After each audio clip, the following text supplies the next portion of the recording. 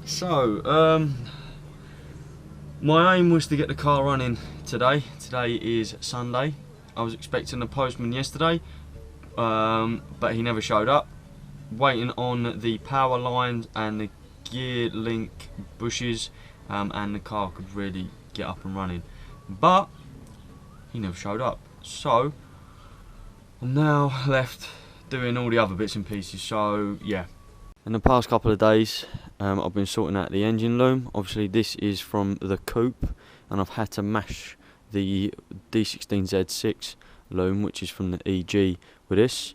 For example, adding the VTEC pressure and solenoid switches in.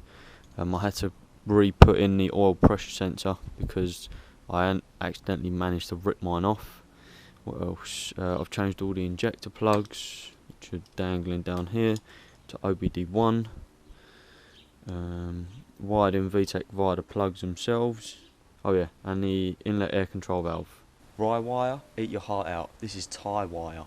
Brakes showed up yesterday. These are from an MG ZS 180, which is a 2.5 litre V6 MG.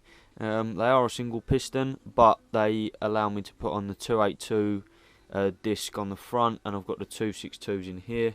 So today's plan is fit the wiring loom. Once that's done, I'm going to also show you guys what I've been getting on with inside the car, or the engine bay. Once that's done, hopefully I can install the radiator fan, install the wiring loom that runs across the front of the car, which powers the headlights, which involves feeding them through the door grommets. And once that's done, oh, the coolant reservoir tank, that needs to be bolted up. Other than that, it's really just a case of waiting for the parcels to come so I can do the power lines and the gear bushes, and yeah, and then I can get it running because I've bought all the fluids and everything. So yeah, happy days. Cool, so the bit that you've just seen, I've obviously outlined the fact that I'm going to show you a quick tour of the car and the work that I've done. I never actually ended up filming any of that bit. Many reasons behind that, but basically the next bit that you're going to see is the car actually starting. So I've obviously missed out the part where I bolt the looms in. That's both the actual engine loom and the accessory loom. Doing a bit of wiring, hickory pokery everywhere, trying to get things to work. Some things didn't, some things did, so you know, it was all testing. So yeah, the next bit is going to be the car itself, well, trying to get it running and go from there really. So yeah.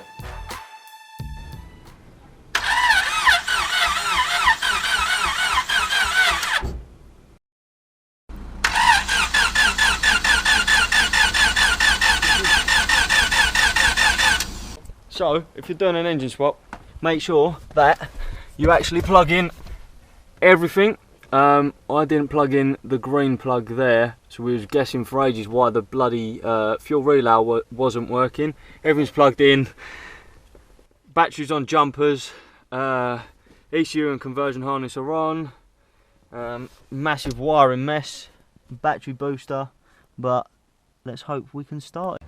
So it turns out the actual fuel inline wasn't tight, so it just pissed petrol all the way down there, but at least I know that I'm getting fuel in, and the fuel return was also quite loose, but again, let's pray that we've got something there and then we can actually get it going. Hey, yes! Go on, I'll do that. Yeah? Yeah, go on. Just need a little bit.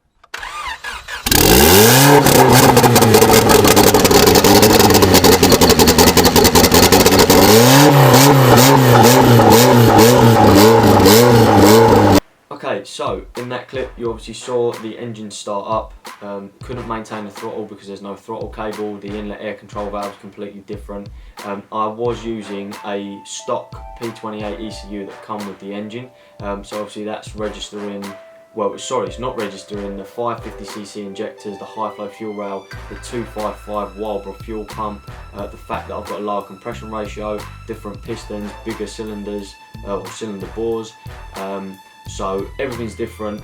But then I was speaking to the guys over at H-Tune, and after a massively lengthy conversation with Josh over at H-Tune, I purchased a Hyundai S300 V3, brand new, all ready to go.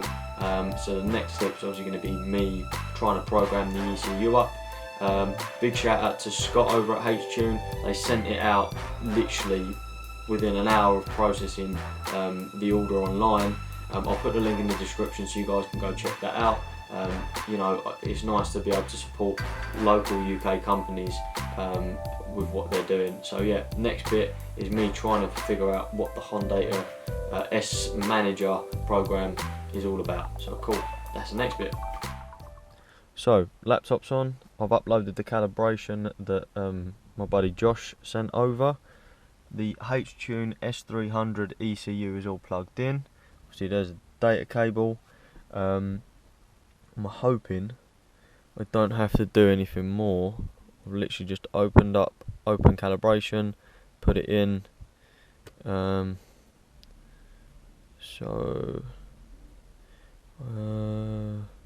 Yeah, just got to figure out now how I actually put this calibration onto the ECU, so I'll get back to you in a minute. So it's now all uploaded to the ECU. I was being a little bit of a plum and didn't put the car in full accessory mode. The one after accessory, switch live. So now I think I'm ready to get it started.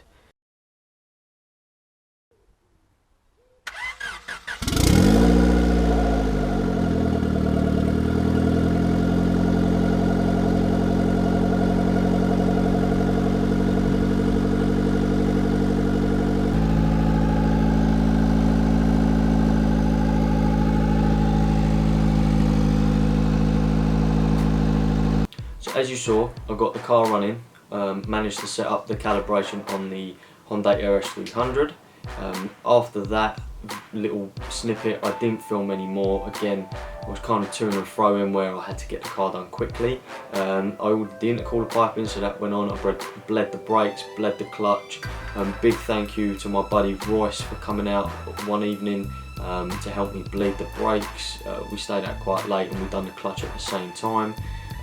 So the next bit is actually my first true drive, driving the car off the driveway.